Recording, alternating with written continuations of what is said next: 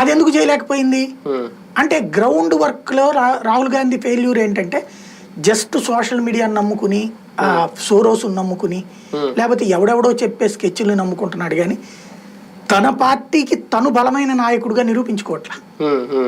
జోడో యాత్ర చేయడం ద్వారా, అది కూడా యాత్ర అంటే కాసేపు నడుపుతాను కాసేపు బస్సు తిరుగుతానంటే ఎవరికి సిమ్టమ్ వస్తుంది, సింపతి వస్తుంది. ఇప్పుడు అద్వానీ రథయాత్ర అన్నాడు, అంతే రథయాత్ర అంటే రథమే అంతేగాని ఈ డ్రామటైజ్ చేసుకోలే, ఓ సిద్ధాంతం పట్టుకుని వెళ్ళాడు. ఇక్కడ కాంగ్రెస్ ఏం సిద్ధాంతం పట్టు రావాలి? అంత్యోదయ అనే పదం కాంగ్రెస్ కుదరట్లా, చిట్ట చివరి పేదవాడికి పైసలు చేరడం అన్నటువంటిది. ఎందుకు రాజీవ్ గాంధీనే చెప్పాడు 100 రూపాయలు మేము కేంద్రం నుంచి పంపితే 10 రూపాయలు వెళ్తుంది. అంత్యోదయ చేతకంది వాళ్ళ నాన్నకే. అట్లాంటప్పుడు ఇవాళ అంత్యోదయ జరుగుతోంది.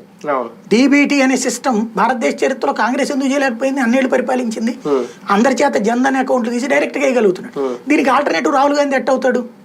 ఇంకోటి, ఒక సామాన్యుడి దగ్గరికి ఎక్కడో ఆంధ్రప్రదేశ్లోని ఒక పక్క పల్లెటూరులో ఉన్నటువంటి సామాన్యుడికి మోడీ దగ్గర నుంచి డబ్బులు నేరుగా వచ్చి పడుతున్నాయే రైతుకి. అట్లాగే ఇప్పుడు ఉపాధి హామీ పథకం డబ్బులు కూడా నేరుగా మోడీ నుంచి ఇక్కడికి వచ్చి పడుతున్నాయే. ఇలాంటివి ఎట్లా నమ్ముతారు కాంగ్రెస్ని వీళ్ళు?